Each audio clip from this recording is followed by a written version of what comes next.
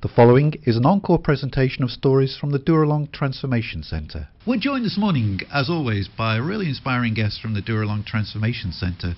We get the guys in every Wednesday morning. They've got amazing and really inspiring stories to tell us, and today is no different. And today we're joined by Darren. So good morning to you, Darren. Good morning.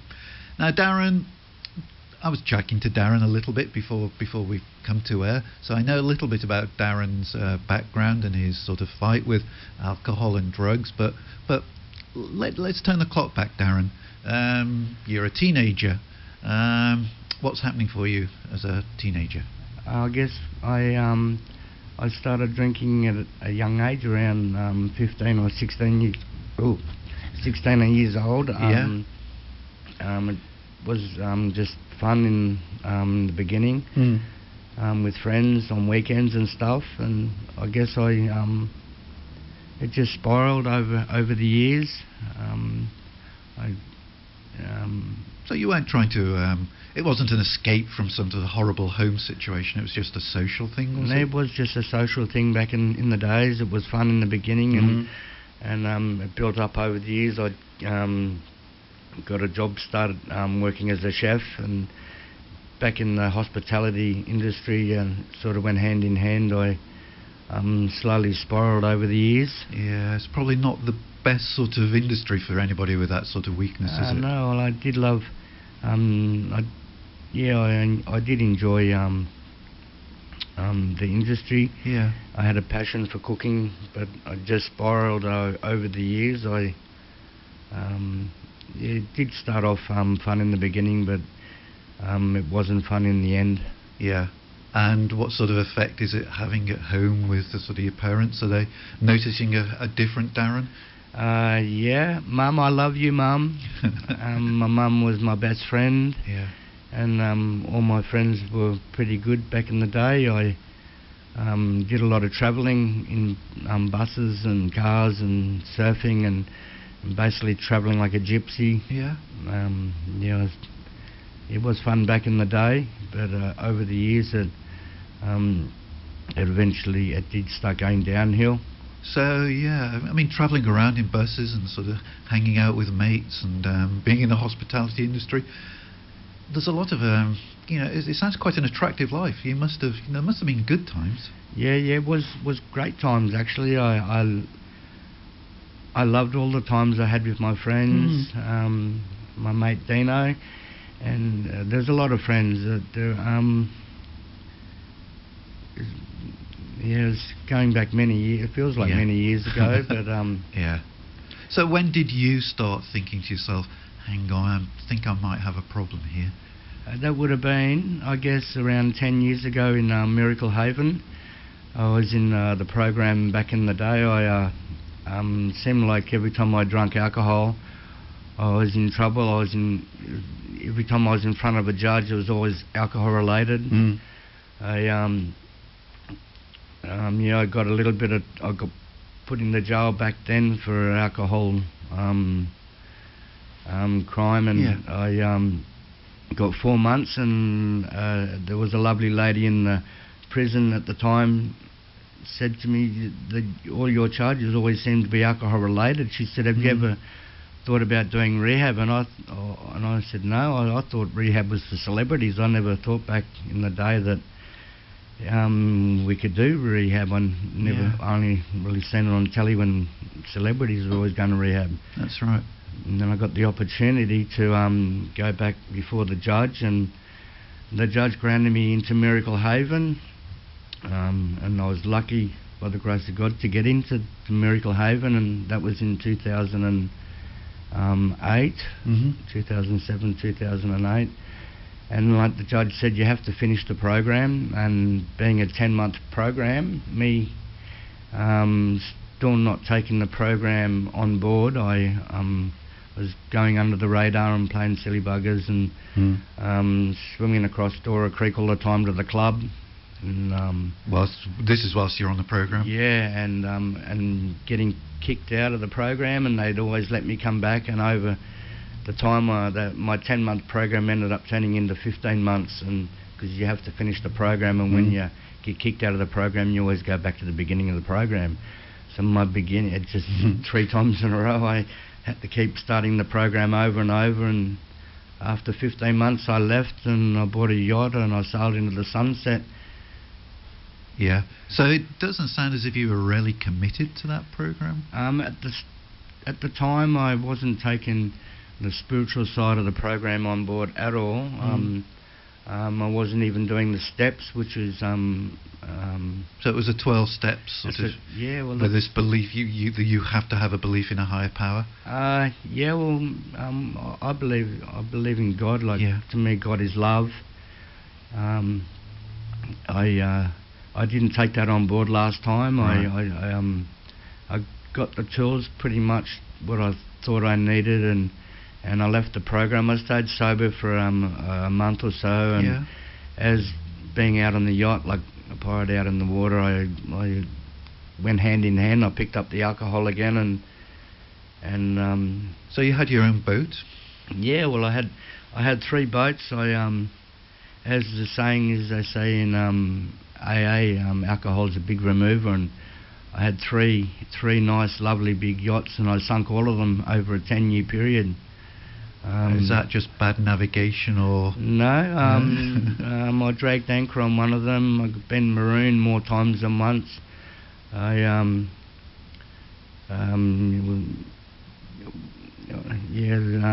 this is through drink? Alcohol, yeah. I did smoke pot through over many years, smoking marijuana and drinking alcohol, and I tried drinking light beers and I just spiraled again. As they say, it's a big remover. I do believe that now. Sounds like a really expensive habit, sinking 3 yachts. Yeah, well, I wasn't planned. No, but yeah. Was that a wake-up call? Was it after the 3rd sinking you thought, I've got to do something? Yeah, well, there was a lovely man in the meeting at Neutral Bay, one of the AA meetings. I come into a little bit of money, and he looked into my eyes one day, and he knew I was coming into money, and he said, I hope you're not buying another boat. And I said, yeah, I am actually buying another boat. And he said, Darren, if you don't stop your drinking, you're going to sink that boat. And I said, mate, you're off your head, you don't know what you're talking about. And basically I bought this lovely yacht, and 6 days later it was sunk again. It wasn't from being intoxicated, but I was still drinking alcohol like the day before and so on. And I do believe that alcohol is a big remover. You lose things over it, relationships, friends, family. Yeah. It leads to jail, institution, and death. It can. So, you mentioned there again, it sort of takes things away from you. You mentioned your mum earlier. How's your relationship with your mum at this time? My mum, she's the best. I love mum and Auntie Sally and I love all my family. Yep. And they stood by you? Yes, mum stood by me strong. Yeah. She's been with me through thick and thin. She's pretty much over me, my drinking, and she's seen the change I'm making. I've made some big decisions. Yeah. In trying to change my ways, and I'm getting too old to keep drinking alcohol and playing silly buggers. Yeah. Okay, we're going to break for some music, and then we're going to talk briefly about what it was, a particular episode in Darren's life that brought him to Dooralong. And then we're going to talk, I'll let you into a little secret. When I was chatting to Darren right at the start of this, and we were talking about what we were going to chat about, Darren said, I just want to talk about God and Jesus. So we'll do that and talk about the impact that God has had on his life in Dooralong. But let's have some more music now. We're talking to Darren this morning. We've heard about Darren's descent into alcoholism, how he's had 3 yachts, but he sunk all of them, which sounds amusing, but it just shows you the state that the poor Darren was in at that time, really addicted to alcohol. And we were talking off air, and there was one particular incident, wasn't there, Darren, that sort of led you to seek out, to sort of reach out to the Salvos and get the help that you need. You were talking about a friend earlier on. Yeah, a friend, Dino, Dean Mascord, a friend that was in the Navy. I knew him I actually met him in Miracle Haven 10 years prior when I was in Miracle Haven back in the day, and it wasn't last Christmas, it was the Christmas before. I was living in Lake Macquarie, Toronto, right on the water, house on the water, and he was living over at Belmont, and he was a good friend that I used to go and visit in my tinny all the time. I could just jump on my boat from my front yard over to his front yard where he was living at Belmont, and yeah, he was a big drinker. He used to drink a lot. He suffered post-traumatic stress from the Navy, and but he was just a lovely man. He was a really good friend, and he was supposed to come back with me. It was between Christmas and New Year's Eve. He was supposed to come back with me on my boat, on my tinny. We'd been drinking over at his house with a crew of other people, other yachties, and I was supposed to take him back in my tinny back to my house that particular night. And him being a big fella, he's tipped my boat over once before and sunk that tinny, and he wanted to come back that night. That was the plan, and he got really drunk that night, and he's loud and drunk and he's swaying around, and he put him in the tinny and kept letting him to one side, and the boat was going to go over, and I said, look, I'm not going to take you back, Dano, you're too drunk. I'm going home on my own. I'm not going to take the chance. And he got all a bit sad about it, and I got a phone call in the morning that he'd gone home and committed suicide and hung himself. At that time I sort of blamed myself. I know it wasn't my fault, but I did back in that when that happened. I struggled with that. He had other issues too, but I just at that particular time So this was probably your lowest point, really, was it? Yes, it was definitely my lowest point. At the time I never thought I could give up drinking, and it was a couple of days after that had happened that another friend offered me a smoke of some ice. I never got into ice, never.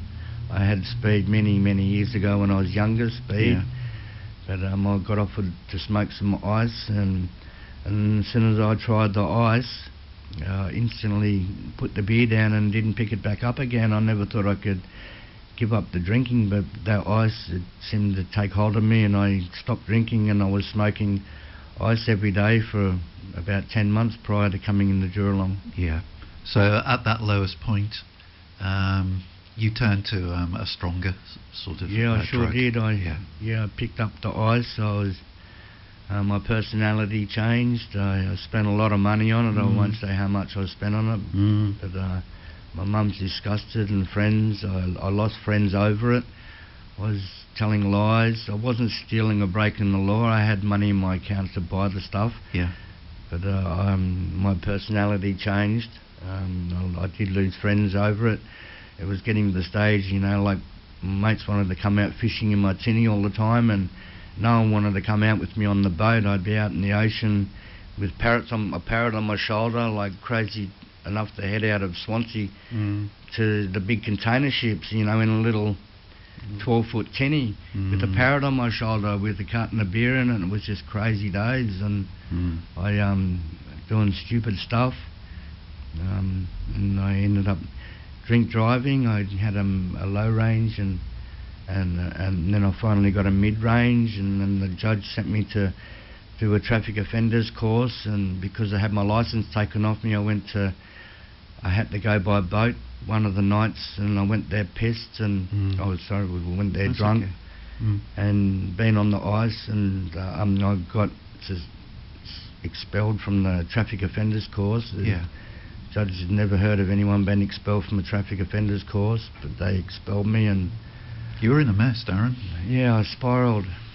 Yeah. So, how did you then find your way to Dooralong? Oh, that was, I believe that was the grace of God. How there was a lovely man, and he's very special to me, named Jim Burton. He's the chaplain for Dooralong in the Salvation Army.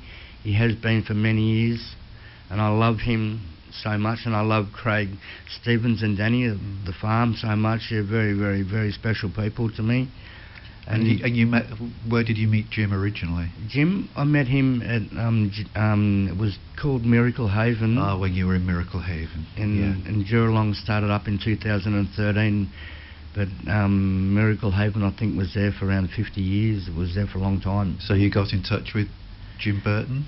Well, no, I had my house on the water. I decided when I had a little bit of money I wasn't going to buy another boat because I didn't have a lot of luck with boats, so I got a house right on the water. It was a beautiful house on the water, and I had these beautiful Electus parrots that I had. It wasn't breeding, but I had a brother and sister parrots, and I was just getting to near the end. It was around 9 or 10 months of being on the ice. I was. No one wanted to live with me in my house. They just thought I was crazy. I was living in a 4-bedroom beautiful house on the water, and no one wanted to know me. I was losing a lot of good friends. They just thought I was off my head, which I was pretty much. And I needed really badly to get in contact with Jim Burton, and I tried, and I rung Miracle Haven, and there was no Miracle Haven. It had shut down, and I was longing to just needed Jim. I knew I was so broken, empty. I was just so sad, and I needed to see Jim.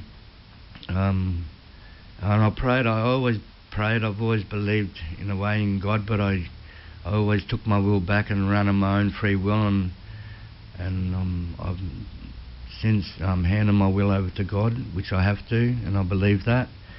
And I believe there is a God for me to be alive here, for all the catastrophes I've had over the years. So you prayed that God would put you in touch with Jim Burton? Yeah, well, I prayed for Jim Burton, and one particular day I just jumped on my Jeep with my parrot on my shoulder, with the roof open on the Jeep, driving.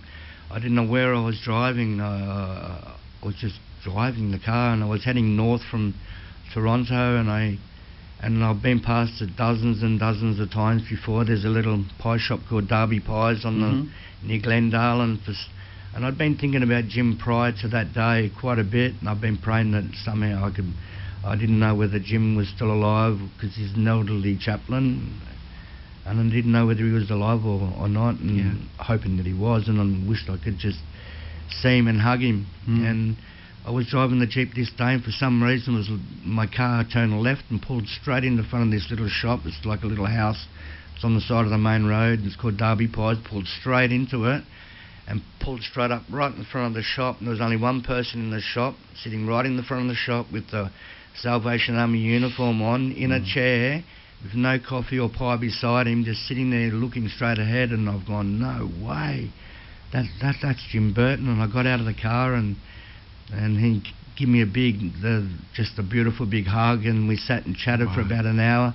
And he said, Darren, do you know that I didn't know where I was going, and I was driving today, and God brought me to this shop for a reason. And I said, what? You're kidding? I said the same thing. It was bizarre how that's not a coincidence. No, that I was a miracle. I was brought straight to his feet. I was looking over my bonnet and seeing his beautiful black shiny shoes. That was Jim Burton, and that's where the journey began. Then that's where the sort of that is really the turning point. Now your life starts to turn around, doesn't it? Exactly. So he manages to find you a place at Dooralong. Yes. There was a storm, that big storm last year in April, that all the Central Coast was blacked out, and it was like a month or so after that when this happened, bumping into Jim. I went to his house once to help him. I could go by my house to his house by boat because he lives right on the water in Lake Macquarie, and I helped him move logs, and we worked till about midnight. He's a Trojan, and he just said to me, like, it was the second time I was there, he came down to my boat to help me push it back into the water after I'd been there for lunch, and he'd seen all these empty bottles of beer and empty cans of beer that was in the bottom, floating around the bottom of my tinny, and he just looked at me and shook his head. And I said, yeah, I know, Jim, I need help. Yeah. I need help. And he said, well, you know what to do. He said, I can make the call. it's all up to you. And he made the call, and he gave me the number, and he said, bring this number, 8 a.m. Monday morning. It's the best I can do for you. It's balls in your court. And I rung Dooralong. It is a waiting list to get in. Yeah. But I was, by the grace of God, I was lucky. I got in there within around 3 weeks. Yeah. And another God thing I believe too is Jim said to me, you've got to sell your Jeep. Now you don't have your license anymore. I was told, well, I won't say, but I had to sell the Jeep, and I had to let the house go, and I had to get rid of all my furniture.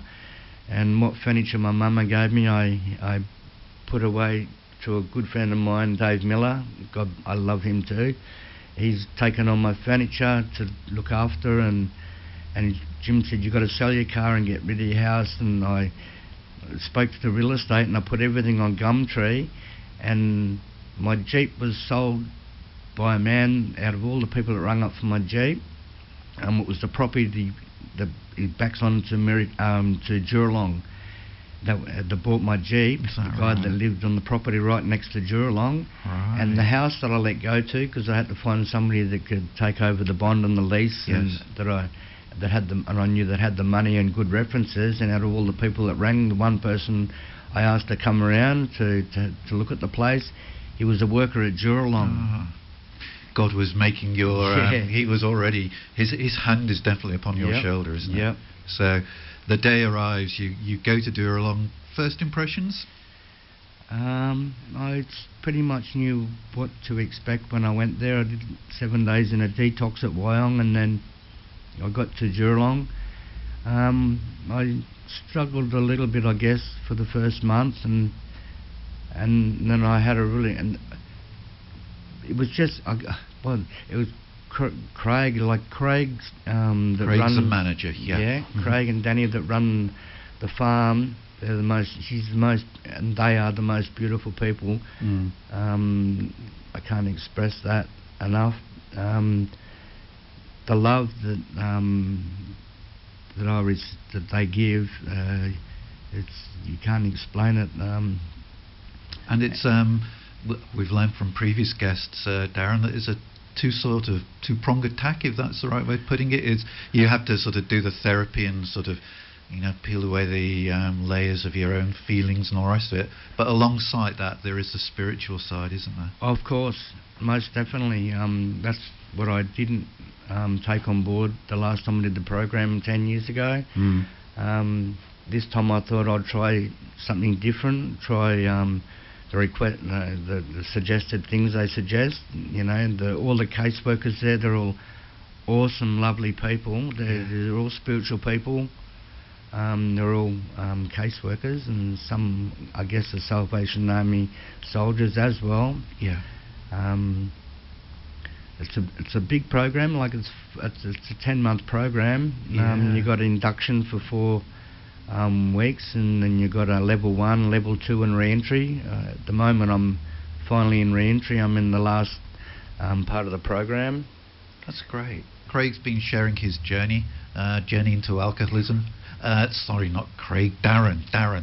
He's been sharing his journey with us, and we left him having entered Dooralong. Long journey, lots of ups and downs, probably more downs than ups, to be honest. But now he's found his way to Dooralong. He's doing the hard therapy that's needed with all the counsellors and the psychologists. But I know what Darren is really interested in talking about is his growing sort of a relationship with God, because that's really blossomed, hasn't it, whilst you've been at Dooralong? It sure has. Yeah. So there's a chapel there. You go to chapel each week. Yeah, it's tonight. We have a chapel night on a Wednesday night at Dooralong, and we've got out chapel on a Sunday morning. Long Jetty, Tuggerah, and Bonnells Bay. Yeah. So we get moved around whichever one we want to go to, or we got a list, and they send us to the ones that we go to. So what's happened with your relationship with God during the 10 months that you've been at Dooralong? Oh, God is good. For me, I can't express it enough.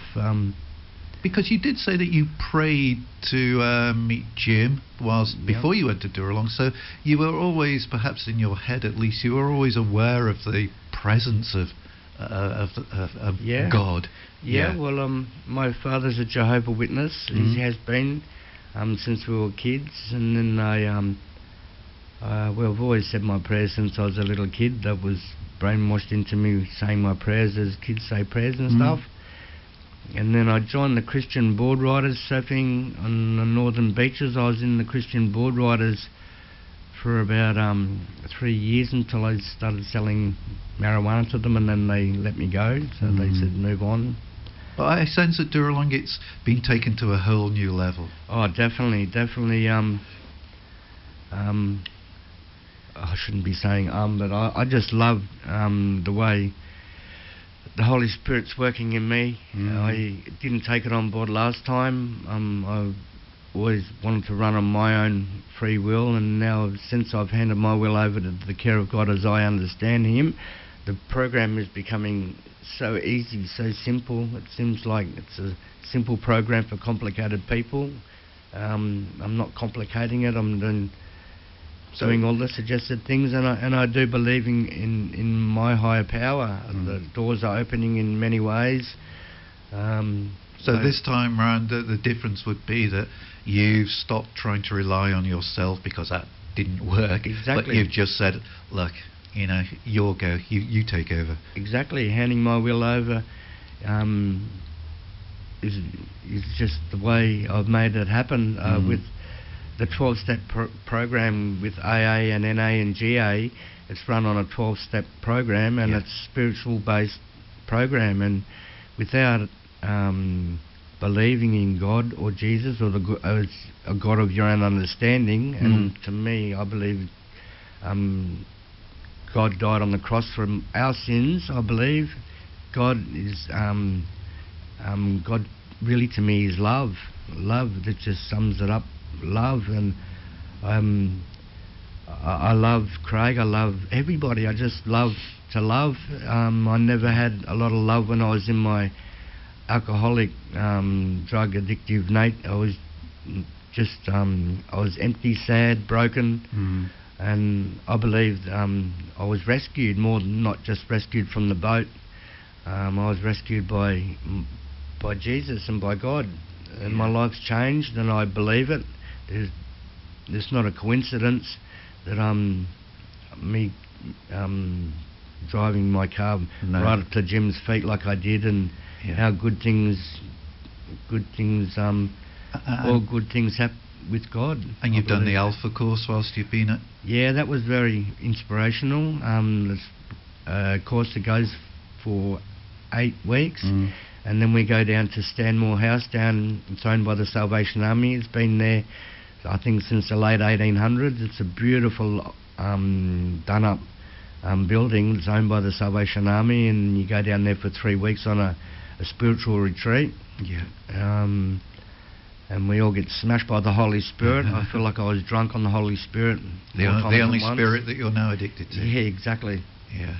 And you were telling me earlier that your hopes for the future also include God, of course they would, but you, in a very specific way. I'm going to become a soldier. Soldier in the Salvos. Yep, exactly. I've always loved the Salvation Army. I want to help people. I believe I'd love to help people that are homeless or on the street or doing it tough. I've had plenty of experience of being a drunkard without the Salvation Army, and I love the Salvation Army. The end of the last part of the program now, I've put an application in to be a mentor for 3 months, so hopefully they accept me for extended care till around Christmas time. And to what I believe the course to become a soldier starts around February, and I guess I'm blessed by Jim, the chaplain's wife, Joy. She's a lovely lady. She's going to take me under her wing and help me study to become a soldier, and I'd love nothing more than to represent the Salvation Army. That's amazing, isn't it? From, I hope you don't mind me saying so, but from a drunken sort of drug addict sinking 3 boats and life just in a mess, now relationship with God that's sort of really sort of filled that sort of empty space in your life, and a future as a soldier with the salvos. That's a miracle in itself. Like a healthy recovery love story. Yeah, and you've said a few times that you love your mum. How's your mum? My mama, I love you, Mum. She I must love be you, Auntie Sally. Must be proud of you. Yes, I love my mama. I'm up north in Queensland, living right on the beach. Yeah. I'm looking forward to seeing my mum again in a couple of months' time. We've got a big snow trip coming up in a couple of months. So when I get back from that, I'll be near the end of the program. I'd like to go and see my mum for a week and then come back and knuckle down for mentoring and helping the newcomer. She must be amazed at the changes in you. Yeah, except for my little belly rehab. I'm getting a little bit of a belly. Is that known as a rehab belly, is it? Yeah, rehab flab. I'm eating like 3 desserts. I've got to stop. Well, I believe they've got a gym there. Yes, not that I've been in it, but I've been working hard. I'm around the property, fixing fences and I'm looking after archery and aqua golf and water sports and I'm pretty busy there. Look, Darren, it's been an absolute pleasure talking to you this morning and finding out about your journey with God and the way in which He's sort of just taken hold of your life and sort of turned you around and just completely pointed you in a different direction. Yeah. Amazing, isn't it? So praise be to God. By the grace of God. Yeah. You've been listening to an encore presentation of the Dooralong stories, which can be heard live every Wednesday at 10 a.m. and repeated at 8 p.m. Sunday and 1 a.m. Wednesday, right here on 94.9 rema.cc.